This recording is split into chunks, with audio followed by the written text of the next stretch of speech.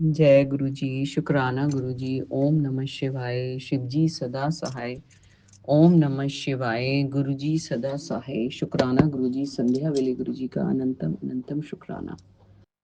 हम कैसे समझ पाएंगे कि हम गुरु जी से कितने क्लोज हो गए हैं। आज ऐसे गुरु जी ने थॉट दिया कि अगर हम अपने आप में ही खुश रहना सीख लेंगे, अपने आप में ही भगवान को ढूंढ लेंगे, अपनी दुनिया अपने आप में ही बसा लेंगे, तो अगर ऐसा हमारे साथ होने लगा है कि हम चार लोगों के बीच में भी अंदर ही अंदर सिमरन कर पा रहे हैं, या अपने आप को अपने से दूसरों से इन्फ्लुएंस नहीं हो पा रहे हैं, तो हम धीरे धीरे उस राह पे चल पड़े हैं जो आध्यात्मिक जर्नी है हमारी गुरु जी के साथ। तो अगर ऐसा होता है कि हम सबके साथ होके भी हम गुरु जी के साथ ही होते हैं, लोगों को नहीं पता चल पा रहा है, हम अंदर ही अंदर अपना सिमरन या उनसे बातचीत चल रही है, तो इसका मतलब हमारा कुछ कनेक्शन है। अब ऐसे ही कल के सत्संग में मैं गई तो वहां पे मुझे पहली बार सत्संग में मुझे नींद आई। मैंने बहुत संगत को देखा है कि वो सो जाते हैं, तो मुझे लगता था कि वो सो जाते हैं, लेकिन एक सत्संग में मैंने सुना था कि वो सोते नहीं हैं, वो अनकॉन्शियस हो जाते हैं मेडिटेशन में, और वो अनकॉन्शियसली गुरु जी के साथ अनकॉन्शियस होना है, मतलब बाहर की दुनिया से थोड़े कम कनेक्ट होकर अंदर की दुनिया से कनेक्ट हो जाते हैं, वो सोते नहीं हैं। और फिर गुरु जी उन्हें बहुत सारी चीजें अपने आप दिखाते हैं। उनका क्या महत्व होता है ये हम नहीं समझ पाते, लेकिन गुरु जी जानते होते हैं, और धीरे धीरे हम लाइफ में उसका महत्व समझ भी जाते हैं कि गुरु जी ने उस टाइम क्यों दिखाया था मेडिटेशन में हमको। तो ये एक है कि इसको नींद नहीं मानना है, जो मैं भी मानती थी कि लोग सो जाते हैं क्या सत्संग में, और मैं देखती थी बड़ी ब्लेस्ड संगत है, वो कैसे सो जाती है। एक्चुअल में हम सोते नहीं हैं, हम अनकॉन्शियस और प्रेजेंट भी होते हैं। मुझे अच्छे से मालूम है मैं कहाँ बैठी हूँ, मैं क्या पहने हुए हूँ, शब्द क्या चल रहा है, और मेरी सीट क्या है, सब मुझे मालूम होते हुए मैं एक ड्रीम टाइप में आ जाती हूँ। तो मतलब हम फिर फुली कनेक्ट हो जाते हैं। ऐसा कभी कभी हुआ है एक दो बार, जब मेरे पर कोई प्रॉब्लम रही है तो ऐसा हुआ है, तो गुरु जी ने उस प्रॉब्लम को ही मुझे दिखाया है। तो मेरा कहने का मतलब ये है कि जब हम सत्संग में जाएं तो पहली प्रैक्टिस ये होनी चाहिए कि हम इधर उधर ना देखकर शब्द पर ध्यान दें। शब्द वाणी का बहुत महत्व है हमारे मेडिटेशन में। गुरु जी से कनेक्ट होने के लिए शब्द वाणी बहुत बड़ा काम करती है। तो वाणी ऐसी लगे सत्संग में जो सूफी गाते हैं, वो वाणी से हमको कनेक्ट मिलता है। आजकल के जो शब्द में म्यूजिक शुरू हो रहा है वो सिर्फ एक एंटरटेनमेंट है, लेकिन हम उसमें कनेक्ट नहीं होते। जो रागी गाई जाती है, जो गुरुजी के टाइम शब्द ब्लेस्ड हैं, बस उनको ही सत्संग में चलाएं और उससे ही कनेक्शन बन जाता है। और अगर हम गुरु जी के सत्संग में गए हैं, शब्द अच्छा चल रहा है, हम आंख बंद करके बैठे हैं, कई बार बीच में खोल भी लें, कोई बात नहीं है, लेकिन कोशिश करें कि घर में भी डेली सत्संग करें या फिर किसी भी टाइम सिर्फ शब्द चला के आंख बंद करके बैठें। धीरे धीरे प्रैक्टिस में आएगा जब हम सत्संग में जाएंगे, और ज्यादा से ज्यादा सत्संग में जाएं, क्योंकि वहां पे वो माहौल मिलता है हमको कि हम जो सत्संग कराता है, जिसके घर में गुरु जी सत्संग करा रहे होते हैं, तो वो माहौल ऐसा होता है कि अंधेरा होता है, शब्द चल रहे होते हैं, हम घर के काम काज ऑफिस के काम काज से बिल्कुल फ्री होते हैं, तो हम पूरी तरह से उस टाइम पूरा समय उसी चीज में देते हैं। और अगर हम अपनी अंदर की कोशिश करेंगे तो निश्चित ही कनेक्ट हो जाते हैं, और बड़ा अच्छा अनुभव होता है, और बहुत समय तक वो अनुभव काम आता है। मतलब मैं तो वो क्षण नहीं भूल पा रही हूँ, आंखों में ही चलता रहता है। शुक्राना गुरु जी। अगर आप अपने आप में खो जाते हैं, आपको एकांत अच्छा लगना शुरू हो रहा है, आप चाह रहे हो कि हम सबसे बचकर अपना समय बचाएं और गुरु जी का सिमरन लगे, शब्द हो या बैठकर बातें करें, गुरु जी की सेवा करें, उनका चोला ठीक कर रहे हैं, उनको कुछ बना कर खिला रहे हैं, उनकी बातें सुन रहे हैं, अगर इन सब चीजों में इंटरेस्ट आ रहा है और बाहर की भीड़ से दूर होना चाह रहे हैं हम, तो हम कुछ गुरु जी की तरफ आध्यात्मिक रूप से प्रोग्रेस कर रहे हैं। ये मेरी खुद का अनुभव है। दूसरी बात यही है कि रागी ही चलाएं तो ज्यादा अच्छा लगता है, और कभी मन नहीं भरता, कभी भी मन नहीं भरता। बहुत सारे ऐसे से सिमरे जिन्हें आप सिमराएं, सांस सांस, अमृत वाणी सुन सुन तेरी, ये तो मतलब बहुत ही अच्छे शब्द हैं। और बस कनेक्शन की रोज एक प्रैक्टिस करें, क्योंकि जब तक हम कनेक्ट नहीं होंगे ठीक से, और सत्संग में डेली में बहुत मंथली सत्संग करते हैं, बहुत भीड़ हो जाती है, ये बनाना है, ये चोला लगना है, इसमें दिमाग ना लगाकर जो लोग सच में गुरुजी से कनेक्ट हैं और संगत हैं, उनको बुलाइए अपना गुरुजी के दरबार में, और वो जब कनेक्ट होते हैं और वो जो ऑरा बनता है वो बहुत अच्छा बनता है।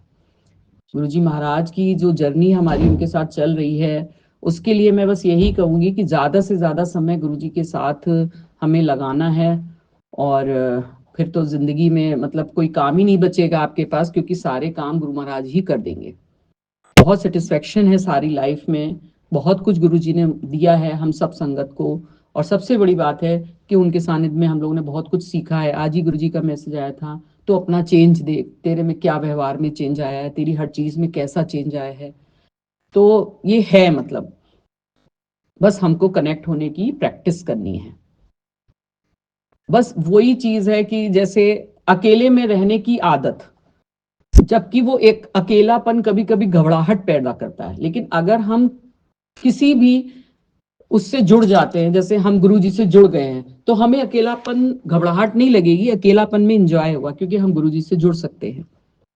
जैसे कि किसी से आप इस तरह से समझ सकते हैं, जब हम किसी से प्यार करने लगते हैं तो अकेले में बैठ के उसकी चीजें देखते हैं, उसके विषय में सोचते हैं, इतने सोचते हैं कि कोई बात कर रहा होता है तो हम सुन भी नहीं पाते। तो ऐसा प्यार हो जाए हमें अपने गुरुजी महाराज से, तो हम ये समझेंगे कि हम अपनी आध्यात्मिक जर्नी में थोड़ा बहुत आगे बढ़ रहे हैं, मतलब सही रहा है। और बाकी तो गुरुजी हाथ पकड़ ही लेते हैं, हमारा कनेक्शन लगे ना लगे, तो मायूस होने की कोई जरूरत नहीं है। आंख बंद करने का मन नहीं हो रहा है, बिल्कुल बंद मत करिए, खोल के भी हम उनमें लीन हो सकते हैं। और गुरुजी कुछ ना कुछ तो बहाना हमें अपने आप से जोड़ने का लगा ही लेंगे। बस हमको प्रयास करना है, मैक्सिमम सत्संग में जाना है, बैठना है, जो भी शब्द अच्छा लगे ना लगे उसको सुनना है, समझ में आए चाहे ना आए, धीरे धीरे सब समझ में आने लगता है और प्यार हो जाता है। जय गुरु जी, शुक्राना गुरु जी। गुरुजी जल्दी इनको ठीक कर दो। और मॉर्निंग में क्या हुआ कि मॉर्निंग तक जो था कि वो उनका आई प्रेशर तो है नॉर्मल हो गया, बट द डॉक्टर सेड कि आप अब तो घर चले जाओ, पर आपको रेगुलर डेली आना पड़ेगा कि और टेस्ट करने हैं, कि हमको समझ नहीं आ रहा कि हुआ कैसे है। फाइनली एक दिन उनकी डॉक्टर भी बोलने लगी कि अंकल सच सच बताओ, आपको किसी ने ईंट तो नहीं मारी? ऐसे डॉक्टर्स ऐसी लैंग्वेज यूज नहीं करते। वो तंग आ गए थे टेस्ट कर करके, और हस्बैंड भी तंग आ गए थे, कहते मेरी आंख तो जाती है, इतने टेस्ट करते हैं और कोई डिसीजन नहीं ले पा रहे थे। तो वन ऑफ हमारे कोई सीए हैं, उनका बेटे का फोन आया कि आप कहाँ पर हो? आई सेड कि I am in the Kapoor hospital. नहीं, कहते अब अपने घर जाओ, और हमने डॉक्टर श्रॉफ से भैया के लिए अपॉइंटमेंट लिया है। संगत जी देखो, ये सब ऑल गुरुजी's क्रिएशन। मुझे पता तो था डॉक्टर श्रॉफ का, पर this hospital is very close to our house, तो मैंने उस टाइम इमरजेंसी में वहीं ले जाना सोचा। तो मैं घर चले गए, हमने गाड़ी पार्क की और उनके साथ हम डॉक्टर श्रॉफ के हॉस्पिटल में गए। वहां फिर because doctor Shroff hospital is very famous in Delhi, तो वहाँ साउथ दिल्ली में था वो, और उन्होंने भी चेक किया, सारे टेस्ट किए, और सेम बोला कि आप कल से रेगुलर आएंगे, कि कुछ अभी पता नहीं चल रहा। 15 दिन में रेगुलर ले जाती रही हूँ, पर उनको भी कुछ बहुत टेस्ट हुए, पर कोई डिसीजन नहीं ले पाया। And finally doctor Shroff said कि सॉरी मैम, ऐसा कि आपके हस्बैंड जैसा केस हमारे हॉस्पिटल में कभी नहीं आया, 100 ईयर्स हमारे हॉस्पिटल को हो गया, हम इनकी सर्जरी नहीं करेंगे, कि इसमें हमारे हॉस्पिटल की इंसल्ट है अगर सर्जरी सक्सेसफुल नहीं होती। तो बहुत डिसअपॉइंट होगी कि ये कैसे हो गया। अच्छा, डॉक्टर तो ये बोल के चले गए रूम में, तो मुझे वहां थॉट आया कि एक दिन डिफेंस कॉलोनी में, उससे कोई 1.5 साल पहले की बात है, सत्संग चल रहा था किसी के घर में, तो एक आंटी संगत सत्संग में उठ के मेरे पास आती है, सॉरी, और वो मेरे को बोलती है कि मेरे को अभी गुरुजी ने दर्शन दिए हैं और बोला है कि रश्मि को बोलो कि अपने घर में 10 संगत का सत्संग करवाए और मैंने उसके हस्बैंड को ब्लेस करना है। उस टाइम मेरे से थोड़ी गलती हो गई थी, मैंने इस बात को थोड़ा इग्नोर किया और सत्संग 10 संगत का जैसे बोल हुक्म आया था नहीं कराया था। अब वो थॉट मेरे को आया कि हो मेरे को तो वो आंटी ने बोला था और मैंने सत्संग नहीं कराया था, तो अभी अब ये लोग तो डेली बुला रहे हैं और अभी अगर 2 दिन मीन्स ना बुलाएं तो मैं सत्संग करवा लूंगी। अब डॉक्टर श्रॉफ दोबारा फिर आते हैं मेरे पास और आके मेरे को बोलते हैं, अच्छा चलो मैडम, हमने ना आपके हस्बैंड के लिए स्पेशली एक मीटिंग रखी है अपने पूरे स्टाफ की। अगर कोई डिसीजन निकलता है तो आप ऐसे करो 2 दिन नहीं आओ और फिर हम आपको फोन करेंगे, तो फिर आप आ जाना, हम सर्जरी कर देंगे। सी हाउ मीन्स मैंने बोला कि अब रेगुलर आना होता है, सत्संग कैसे कराऊंगी, वो 2 दिन का टाइम मिल गया। हम लोग घर आए तो मैंने सत्संग रखा और मैं एक्चुअली इतनी टेंशन में थी, अपने आप कुछ नहीं कर पाई, तो मैंने किसी संगत को बोला और वो आजकल बड़ी गुरु जी की सेवा करता है। उस टाइम तो छोटा सा था वो, तो मैंने ऐसे बोला कि मेरे से तो हो नहीं पा रहा, तो यही सेट कि चलो कोई नहीं आंटी, मैं सारा अरेंजमेंट करता हूँ। उसने अपने सर्वेंट्स भेज के सारा मेरा घर भी एक दिन पहले सारा सेट करवा दिया और दरबार भी सारा सेट करवा दिया और ये सेट की लंगर मैं ले आऊंगा। मैं कहा ठीक है आप ले आना और मैं पे कर दूंगा। ऐसे तो लंगर अपने आप बनाना होता है, but as I was intention तो उसको मैंने बोला कि लंगर आप बाहर से मंगवा लो। और आज सेठ कहते मैं क्या हलवा प्रसाद मैं बना लूंगी, इस सेठ की चाय प्रसाद में संगत आके बना लेगी। आई टोल्ड हिम कि संगत भी ना 10 संगत बोला आप ही बुला लेना, मेरे से नहीं अब बुलाई जा रही कोई। सत्संग हुआ, एवरीबॉडी सेड कि हमें गद्दी पर बैठे गुरु जी के दर्शन हो रहे थे। संगत घर चली गई और मेरे को ड्रीम आता है संगत जी कि उस दिन रात को कि मेरे हस्बैंड का मुंह खुला हुआ है। मुंह खुला हुआ है तो डॉक्टर्स तो व्हाइट कोट पहनते हैं, गुरुजी ने व्हाइट कॉटन गाउन पहना हुआ है और हनुमान जी की तरह उड़ के हस्बैंड के मुंह के अंदर चले गए और हस्बैंड के मुंह के अंदर जाके गुरुजी अंकल के हस्बैंड की आंख के पीछे खड़े हो जाते हैं, आई बॉल के पीछे, और ऑपरेट करने की कोशिश करते हैं। तो गुरुजी बोलते हैं नहीं हो रहा, नहीं हो रहा। तो अपने साथ गुरुजी पॉकेट में, मैं ड्रीम में ही सब देख रही हूँ, एक नया लेंस लेकर आए होते हैं। लेंस को निकालते हैं और उसको फिट करने की कोशिश करते हैं, फिर कहते हैं नहीं हो रहा, नहीं हो रहा। तो फिर गुरुजी कोई 2 वायर्स ऐसे खड़ी करते हैं और उसके ऊपर लेंस फिट करते हैं। संगत जी, in medical language these wires are called sutures. तो फिर बड़े खुश हो जाते, कहते हो गया, हो गया, और मुंह से उड़ के बाहर चले जाते हैं। अच्छा, ये ड्रीम मेरे को रात को आया और सुबह अर्ली मॉर्निंग डॉक्टर श्रॉफ का मेरे को फोन आता है कि मैडम हमने डिसाइड किया कि हम आपके हस्बैंड की सर्जरी कर देंगे, पर डिसीजन अभी जो लेना होगा हम इमीडिएट डिसीजन लेंगे क्या करना है, तो आप जैसे भी आज शाम तक जो है एडमिट हो जाओ कि कल अर्ली मॉर्निंग इनकी सर्जरी होगी। हम लोग चले गए, एडमिट हो गए और अर्ली मॉर्निंग जो है मुझे थोड़ा सा लग रहा था कि कैसे वह कोई मुश्किल नहीं पड़े, पर कुछ मुश्किल नहीं था, बहुत अच्छे अरेंजमेंट्स थे। और जो ये हस्बैंड ओटी में नेक्स्ट मॉर्निंग गए तो मैंने गुरुजी का स्वरूप डॉक्टर को दिया और बोला कि प्लीज ये मेरा हस्बैंड, मैं इनको बहुत मानती हूँ और ये स्वरूप जो है मेरे हस्बैंड के बेड के नीचे, पिल्लो के नीचे रख देना। डॉक्टर ने भी ले लिया और मुझे ऐसे लग रहा था कि जैसे डॉक्टर्स को कुछ पता था गुरुजी का। बड़ी रिस्पेक्टफुली उन्होंने गुरुजी का स्वरूप लिया और मैं बाहर बैठ गई। अब बाहर बैठ गई तो मेरे को तो बड़ी टेंशन हो रही थी और मैं, क्योंकि सब डॉक्टर्स ने, दिल्ली के सब डॉक्टर्स ने बोल दिया था कि उस आंख का तो विजन वापस नहीं आएगा, और डॉक्टर श्रॉफ ने भी बोला है कि डिसीजन तो हम अंदर ही लेंगे। तो मैं मन ही मन में गुरुजी को बोल रही हूँ, गुरुजी इन्हां डॉक्टरां नूं कुछ नहीं आता, प्लीज गुरुजी तुसी आप आके सर्जरी करो। संगत जी, गुरुजी ने मेरे को वहीं पर विजन में ओटी का पूरा सीन दिखा दिया कि ऐसे डॉक्टर मनीष सर्जरी कर रहे हैं, बाकी जो डॉक्टर्स हैं साइड्स में खड़े हैं और डॉक्टर मनीष के पीछे गुरुजी खड़े हैं।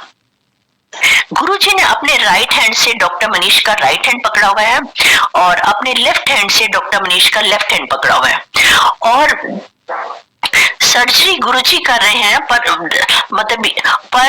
डॉक्टर मनीष के हाथ जो है just like a puppet move कर रहे हैं। तो ये देखा जब मैंने विजन, तो एकदम मेरी आंख खुली, तो मैंने कहा अब तो कुछ सब ठीक हो जाएगा कि गुरुजी आप आगे सर्जरी कर रहे हैं। हमको बोला था कि सर्जरी 6 आवर्स तक चलेगी, और अभी तो हार्डली मेरे का हाफ एन आवर ही हुआ था। तो इतने में वो मेरे को बोला कि नहीं मैम आप बाहर नहीं बैठ सकते, अब अपने रूम में जाओ। तो then I came in the room. फिर 1 घंटा ही, मैं इसका 1-1.5 घंटा ही हुआ था, तो मैंने देखा कि मेरे हस्बैंड जो है व्हील चेयर पर बैठ के आ रहे हैं। तो मैंने बोला कि क्या हुआ, सर्जरी नहीं हुई? देन ही सेड कि नहीं हो गई। तो मैंने कहा इतनी जल्दी? तो इनके साथ कोई क्लास 4 एम्प्लॉय था, तो कहते आपके गुरुजी तो कमाल है, इतनी कॉम्प्लिकेटेड सर्जरी डॉक्टर्स बोल रहे हैं बड़ी सक्सेसफुल हो गई है। Then doctor came on round and he said कि really it was a very successful surgery. और जब मैं सर्जरी कर रहा था, तो जिस आंख का हमने बोला कि विजन कभी वापस नहीं आएगा, उसमें भी मेरे को थोड़ी लाइट दिखी है। हो सकता है उस आंख का भी विजन वापस आ जाए, और आप अपने हस्बैंड को आप घर ले जाओ। तो मैंने जिद की, मैं कहा नहीं डॉक्टर अभी तो इतनी कॉम्प्लिकेटेड सर्जरी थी, तो हम लोग जो आपके हॉस्पिटल का फीस है हम पे कर देंगे, और अभी हमको रहने दो जब तक कि ड्रेसिंग्स वगैरह रिमूव।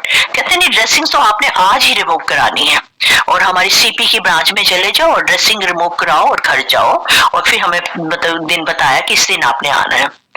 अबे हम लोग ड्रेसिंग रिमूव कराई, घर आए, और जिस दिन मतलब फिक्सअप हुआ था दोबारा गए, तो हस्बैंड की बड़ी जोर से आवाज आई अंदर से कि Rashmi I am able to read the newspaper even.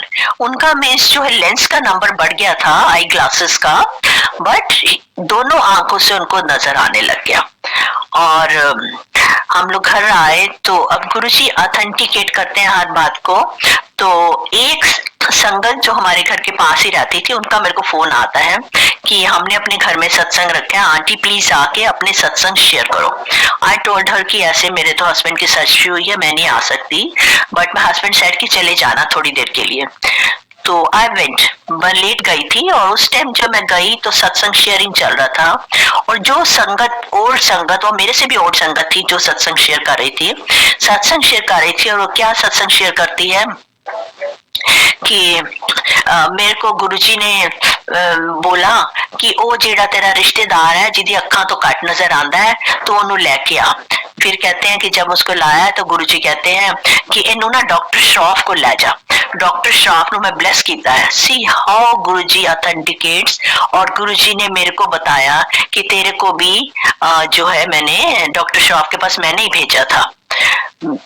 और देन आई शेयर्ड माय सत्संग and came home, and husband का विजन ठीक हो गया, पर ये है कि थोड़ा ड्राइविंग नहीं कर सकते, और अदरवाइज ही इज फाइन। अच्छा आंटी अभी टाइम है और शेयर करो।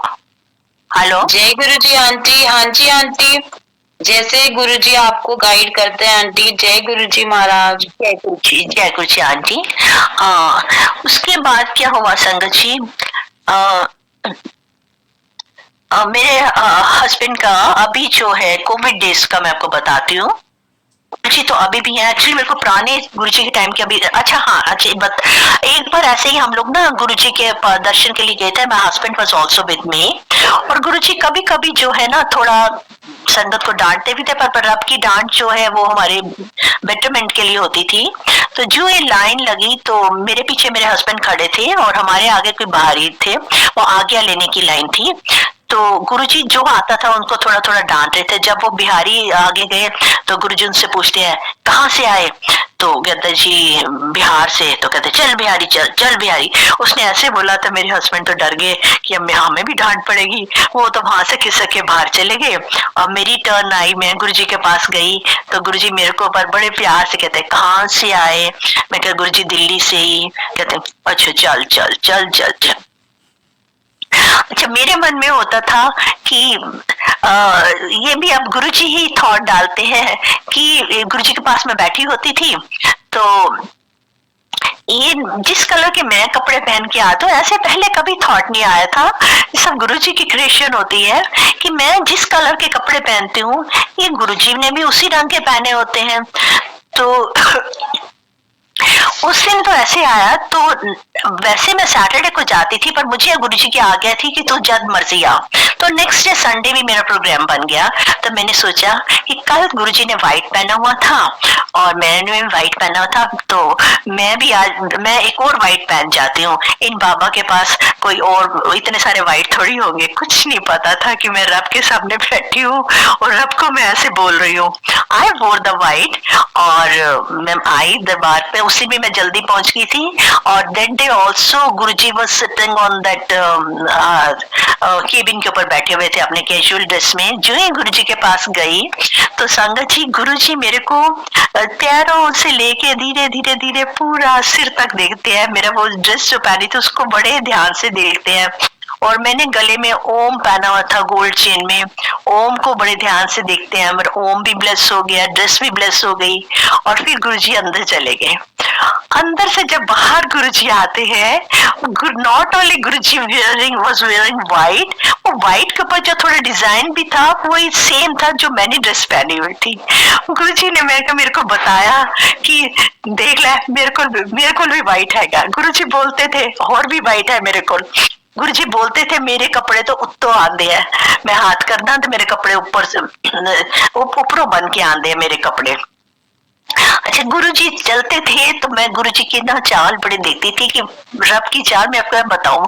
और फिर मेरे को ऐसे लगता था कि बैठे हुए तो गुरुजी इतने टॉल नहीं लगते, और जब चलते हैं तो मेरे को दर्शन होते थे जैसे कि 7.5 और अबाउट 8 फीट, इतने लंबे हैं ये।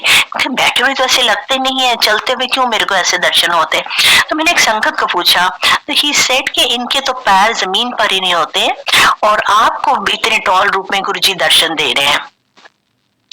तो एक दिन ऐसे ही लंगर चल रहा था, गुरुजी बैठे हुए थे और मेरे टर्न जो है सिंगला अंकल के साथ, मतलब किचन के पास ही मैं वहां पर टर्न आई। और मैंने अंकल से पूछा, शब्द चल रहे थे गुरुजी उस टाइम दरबार में ही बैठे हुए थे एम्पायर स्ट्रीट में। मैंने धीरे धीरे अंकल से पूछा, अंकल आप गुरुजी के पास कब से आ रहे हो। अंकल मेरे को धीरे से बोलते, चुप कर ऐनी पूछी था। गुरुजी कहते हैं इत्थे वही आ सकता है जिहड़ा मेरे नाल जन्मा जन्मा दा जुड़िया होया है। तो कहते हैं नहीं पूछी था कदों आया। उस दिन से संगत जी फिर मैंने संगत को बताना बंद कर दिया कि मैं एग्जैक्ट डेट की मैं कब से गुरुजी के पास आई हूँ, कि अंकल ने बोला कि ऐनी पूछी दावे दसी दावे, इस करके मैंने बताना बंद कर दिया। अच्छा, और मैं आपको अभी अच्छा सच इसके गुरुजी संगत जी अभी भी हैं और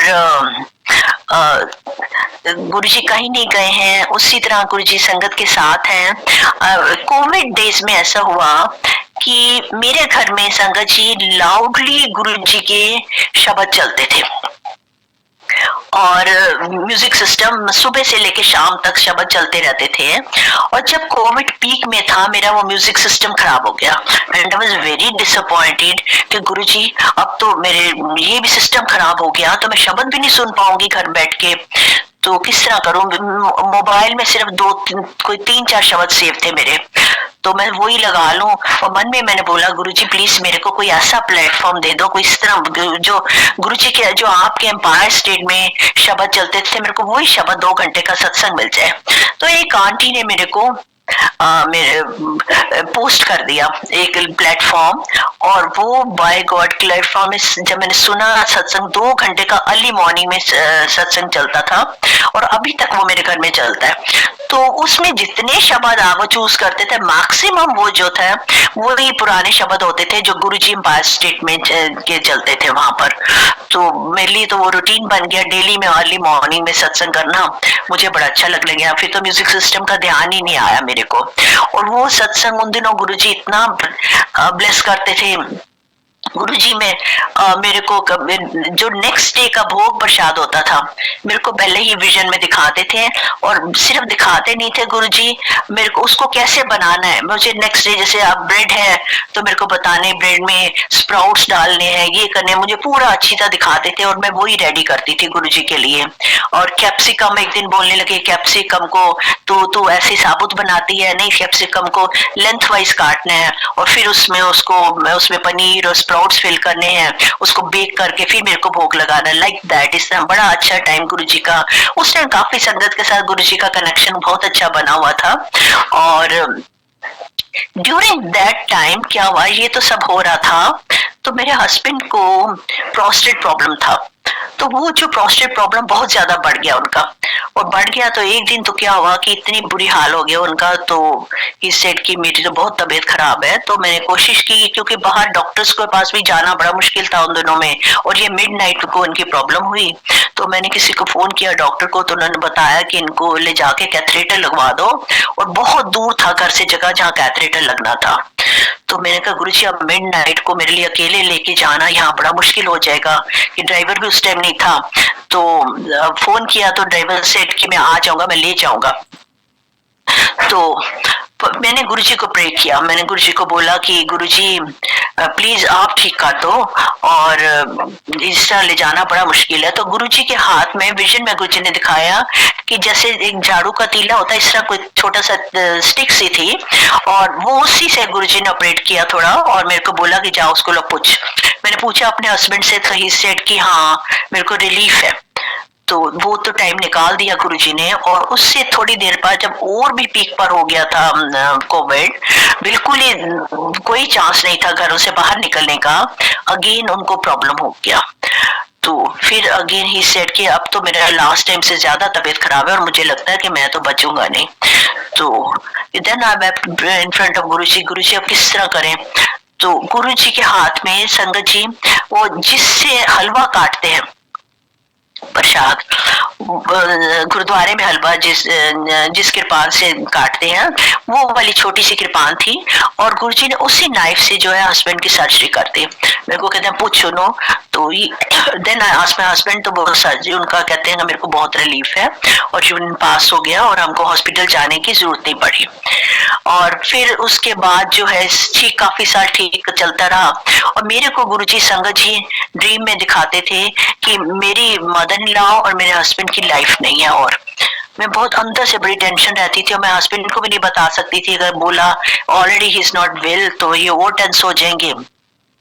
हुआ ये कि मेरी मदर इन लॉ की डेथ हो गई, और उनकी डेथ के बाद मैं और टेंस रहने लग गई। तो बीसी गुरुजी ने क्या हस्बैंड का भी मेरे को दिखाया है इस तरह। तो एक दिन गुरुजी ड्रीम में आए, मेरे को कहते हैं इस तरह का तो यदि सर्जरी करवा दे। मैंने कहा चलो अब सर्जरी बोला है करवा दे, तो इसका मतलब कि मेरे हस्बैंड को गुरुजी ने लाइफ ब्लेस करनी है। मैंने बहुत पता किया डॉक्टर्स का सारा, तो एक्चुअली मेरे को होता था कि इनकी लेजर के थ्रू सर्जरी हो जाए कि इसमें ब्लड लॉस कम होता है, तो कहीं पता नहीं चल रहा था। तो फिर फाइनली इनकी अगेन जब कष्ट भी आता है गुरुजी का दिया हुआ, तो हमारे फ्यूचर को ब्लेस करने के लिए होता है। बहुत तबीयत खराब हुई, तो 2 डेज अब कोविड का इतना नहीं था, हॉस्पिटल्स खुले थे, तो मैं इनको घर के साथ ही हॉस्पिटल में ले गई, और वहां से कैथेटर लगवा दिया। कैथेटर वहां मैंने पूछा कि इसको 6-7 दिन रख सकते हैं, इस सेट कह कि 6-7 दिन के बाद आपको फिर डॉक्टर को दिखाना पड़ेगा कि इन्फेक्शन का डर होता है। 6-7 डेज, अब ऑल गुरुजी's क्रिएशन, 6-7 डेज के बाद मैं हॉस्पिटल ले गई। संगत जी उधर ही अपोलो हॉस्पिटल में मेरे को था, काफी दूर था घर से, कि वहां किसी डॉक्टर का सुना था कि वो लेजर एक्सपर्ट है, तो मैं प्लान करी थी मन में कि मैं वहां जाके सर्जरी करवा दूंगी। पर जी जब घर के साथ कैथेटर उतरवाने गए, तो जिस डॉक्टर से कांटेक्ट हुआ, तो मेरे बातचीत में लगा कि ये तो बड़े ठीक लग रहे हैं डॉक्टर मेरे को बात में। तो बाहर ही पता चला, नेक्स्ट डे जब हम गए तो रिसेप्शनिस्ट किसी से बात कर रहा था कि ये डॉक्टर जो है लेजर सर्जरी करने गए हैं। तो आई आस्क्ड हिम कि ये लेजर्स की सर्जरी में एक्सपर्ट है, he said he is very expert in laser surgeries. तो then I talk to doctor, I said कि इनकी भी तो फिक्स अप हो गया सर्जरी हस्बैंड का। और जिस डॉक्टर का मैं बोल रही थी कि अपोलो में करते हैं, ये वाज द सेम डॉक्टर जो इस हॉस्पिटल में थोड़ी देर पहले ही शिफ्ट हुए थे, और सर्जरी का डेट फिक्स अप हुआ, और जिस दिन हम लेके जाना था, तो बाहर रिसेप्शन में मैंने रिसेप्शनिस्ट को बोला कि मेरे को जो रूम है अपनी चॉइस का रूम नंबर लूंगी। तो आवाज आती है पीछे से किसी लेडी की, दे दिया आपको गुरुजी का नंबर 7 दे दिया। संगत जी, मैंने कहा ये इसको कैसे पता गुरुजी का आया? मैंने कहा किसकी आवाज है? कहते वो सामने लेडी बैठी है वो बोल रही है। क्या आपको कैसे पता? कहती मैंने आपके हाथ में गुरुजी का ब्रेसलेट देख लिया था और गुरुजी ने मेरे को ड्रीम में ब्लेस किया है कि इस हॉस्पिटल जेडी भी गुरुजी की संगत आएगी उदी तूने बड़ी सेवा करना। और सर्जरी में भी हमको बोला था कि अंदर कोई 5-6 आवर्स लगेंगे ना, 1.5 आवर लगेगा जिस दिन सर्जरी हुई थी। पर उस दिन 5-6 आवर्स लगे और जो है सर्जरी हो गई। और सर्जरी हुई तो उसके बाद जो है कैंसर टेस्ट के लिए भी उन्होंने टेस्ट किया और सब कुछ ठीक हो गया। गुरुजी ने there was no cancer then और देयर कोई साइंस नहीं थे and he is now fine. So Guruji तो बहुत संगत का every moment Guruji is with us. और अभी संगत जी मेरे को लगता है गुरुजी की और आ गया नहीं है मुझे, और सत्संग तो बहुत है गुरुजी के। अच्छा हाँ, एक और मेरे को याद आया है कि गुरुजी का ब्लेस करने के तरीके अलग होते हैं। वैसे ये सत्संग मैं बहुत रेयर शेयर करती हूँ। एक दिन गुरुजी के दरबार में ऐसे हम लोग बैठे हुए थे और एम्पायर स्टेट में ही गुरुजी सामने बैठे थे तो मैं थोड़ा पीछे बैठी थी। अब मैं पीछे बैठी थी तो एक संगत मेरे साथ बैठी हुई थी तो वो जो है जोशी अंकल जो है वो चाय प्रसाद सर्व करते थे और डिसिप्लिन भी कंट्रोल करते थे। तो जोशी अंकल तो जिद कर रही थी कि मेरा हस्बैंड जो है ना ऊपर बैठा है। गुरुजी कुछ संगत को ऊपर भेज देते थे, ऊपर बैठा है तो मैं भी उधर को जाना है। तो अंकल को गुस्सा आ गया, अंकल डांट रहे उनको कि आंटी इत्थे ना कोई किसी दा हस्बैंड है ना वाइफ है ना मां है ना प्यो है ना भैन है ना भरा है, ए गुरु दा दर है, इत्थे जिथे बिठाता उत्थे ही बैठी रह, तू नहीं जिद करनी है तो तू भी बाहर चली जा। अच्छा मैं उस दिन थोड़ा कोशिश थी मेरी कि मैं आगे बैठूं तो मेरे को फिर लगा कि आगे संगत जगह नहीं है, मैं पीछे ही बैठ गई। मेरे को जोशी अंकल कहते हैं चल आंटी तू आगे बैठ। तो मैं तो डर गई, मैंने कहा अंकल नहीं है वो अंकल नहीं बैठने देंगे, आगे जगह नहीं है। कहते मैं देख रुक मना करेंगे। कहते मैं देखदा तेनू कौन नहीं अगे बैठने देता, तू जा चल के सब तो अगे बैठ। तो गुरुजी का उस दिन बुलावा था, मैं गुरुजी के बिल्कुल चरणों के पास वहां एम्पायर स्टेट बैठ गई। और उस दिन कोई एयरफोर्स के वेरी सीनियर ऑफिसर थे, वो गुरुजी ने उनको हुक्म दिया चल अपना सत्संग शेयर कर।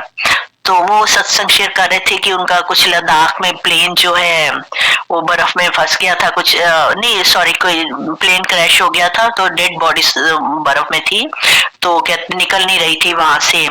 तो बोलते हैं कि इतने मतलब ये कोई भी सोर्स यूज किया तो हो नहीं रहा था। तो कहते मैंने गुरुजी को याद किया तो सारा गुरुजी की हेल्प से सब कुछ जो है आराम से हो गया।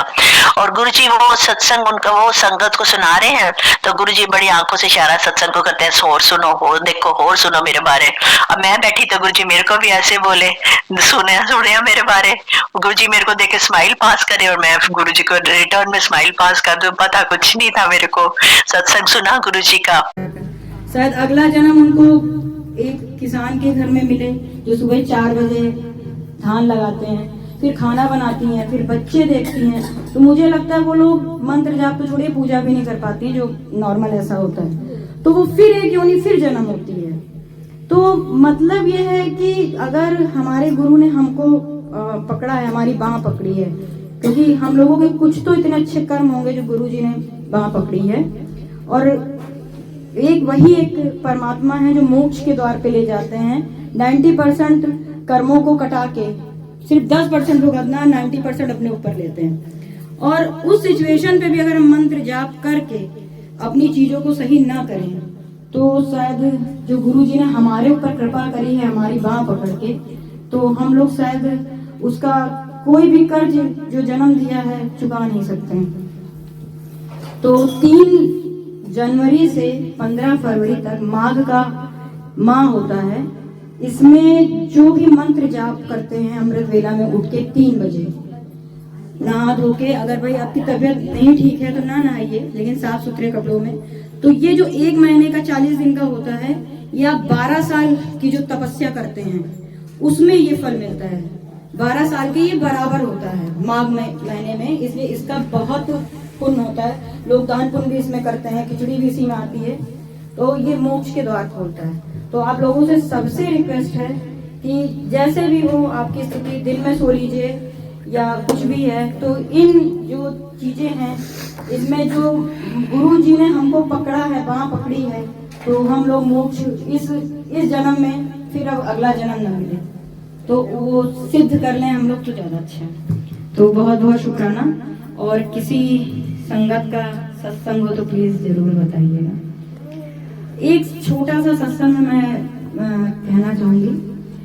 मैं जब फर्स्ट टाइम गुरुजी के यहाँ गई थी, मैं फर्स्ट टाइम जब गुरुजी के यहाँ गई थी, तो पता नहीं क्यों मेरे मुंह से जो भी था कि मैं गुरुजी महीने में 2 बार आऊंगी, और गुरुजी ने वो जो नियम था वो चाहे जैसे हो वो पूरा कराया। अब की मैंने ध्यान नहीं दिया और मैंने टिकट करा लिया, और 30 तारीख को मंगल था, और मैंने सोचा 30-31 लास्ट दिसंबर कर लेंगे, फिर 1-2 जनवरी का 2 दिन हो जाएगा, 4 दिन हो जाएंगे। फिर मैंने जब टिकट करा लिया तब ध्यान आया कि अरे ये तो मंगलवार है, और अब की मेरा सेवा लेने का कोई मन नहीं था बड़े मंदिर में, और गुरु महाराज ने मुझे मंगलवार की बड़े मंदिर में सेवा बख्शी। यानी उन्होंने आपका नित्य जो अगर आप एक नियम बनाते हैं तो आपका गुरु नहीं तोड़ने देता है, उसको वो पूरा करता है। ये मैंने एक एक क्षण पे, एक एक कदम पे इस चीज को महसूस किया है कि आप अगर चाहते हैं कि हम गुरु, वो जैसे वो कहते हैं कि एक कदम मेरी तरफ करो तो वो 100 कदम बढ़ाते, और ये सच है। शुक्राना गुरु जी का, बहुत बहुत शुक्राना। जय गुरु जी सारी संगत को, और महाराज का तो अनंतम अनंतम शुक्राना प्रभु। हमेशा आपने साथ दिया है, हमेशा देते रहेंगे, यही विश्वास है।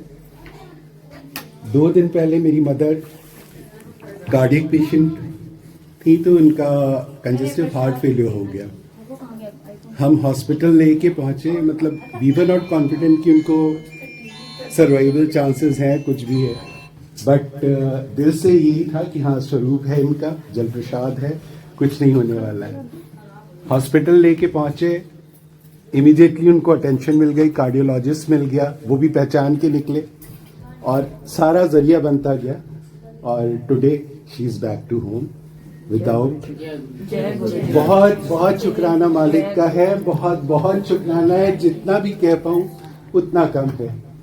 हमेशा इन्होंने साथ दिया है, हर बार साथ दिया है, और आगे भी देते रहेंगे। बस यही, बस सबके ऊपर अपनी ब्लेसिंग्स बनाए रखिएगा, सबके ऊपर। जय गुरु जी।